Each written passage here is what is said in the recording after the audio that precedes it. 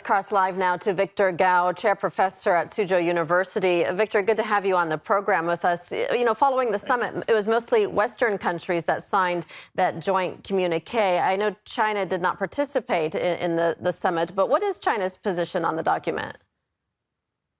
First of all, this so-called Swiss Geneva Peace Conference started on the wrong foot to begin with, because for any peace to be talked about for this war between Russia and Ukraine, you need to bring Russia and Ukraine to the same table. Now, this peace talk didn't bring Russia to the table, which is the wrong decision, I would say. And with only one side of the war represented at the table, the whole conference may turn out to be a one-sided conference of accusation rather than a balanced conference to listen to the views and the positions of both Russia and Ukraine to start with. That's the first point. The second point is that what does this conference want to achieve? Does it really want to achieve ceasefire? If it does, then, as I mentioned, you need to have both Ukraine and Russia sitting at the same table, which they didn't.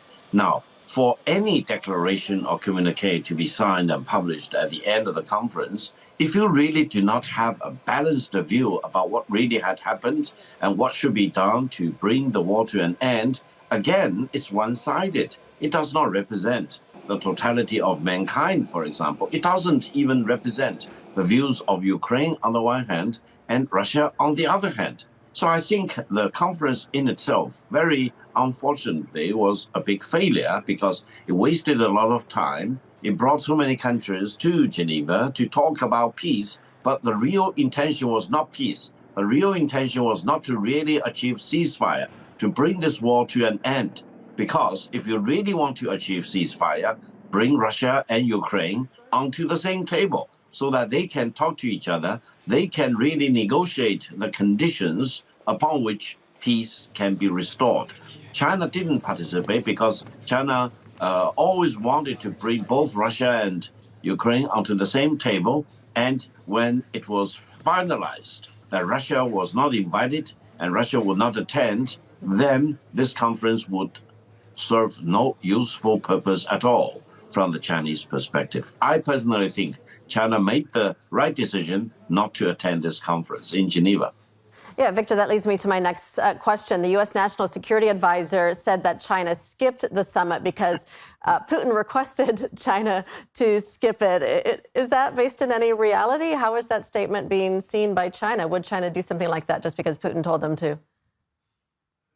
Well, first of all, I think the U.S. officials simply cannot understand the reality that both China and Russia view each other as complete equals with each other. We respect each other. We deal with each other on equal terms, and neither China nor Russia can dictate to the other side. And this is exactly the point that the United States officials got it completely wrong. They thought one is above the other between China and Russia, one is subordinate to the other between China and Russia. Completely wrong. Between China and Russia, we are complete equals with each other and we respect each other. And this is the basis for the friendship and very close cooperation between China and Russia for many international issues. And the fact that China-Russian border, which is 4,300 kilometers long, is stable, peaceful, and mutually constructive, and is an unarmed border, is a major stabilizing factor for peace and security on the Eurasian continent as a whole, as well as in the world as a whole. Victor, China has called for Russia-Ukraine peace talks as soon as possible. Of course, we just had this peace summit over the weekend that didn't include Russia. Putin laid out his plans for peace on Friday. Do you think that peace talks are possible between the two sides at this point? Well, from day one, when this war broke out back in 2022, China immediately called for ceasefire because China thought having a war was the wrong thing. And if there are any problems between Russia and Ukraine, it's much better just to sit down and talk and negotiate with each other rather than using war against each other.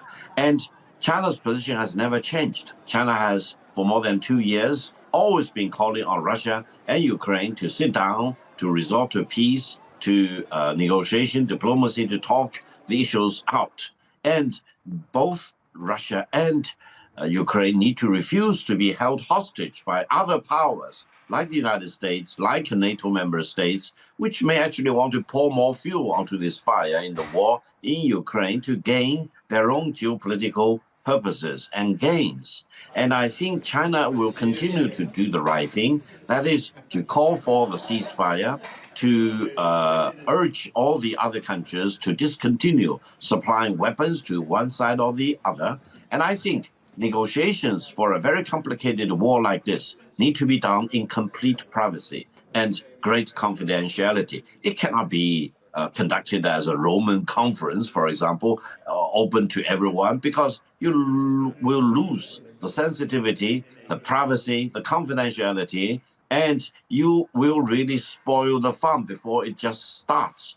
I think you will need the highest form of diplomacy and the most caring skills to bring Russia and Ukraine on to the same table in complete confidentiality so that they can talk about the issues, they can present each other's positions, and eventually they can get closer to each other to get this war resolved, rather than allowing this war to continue and to further deteriorate or even to get out of control, or from a conventional war to a nuclear war, which will be a disaster for mankind as a whole. I think China has the right proposal for the ceasefire between Russia and Ukraine, and I hope the world will listen.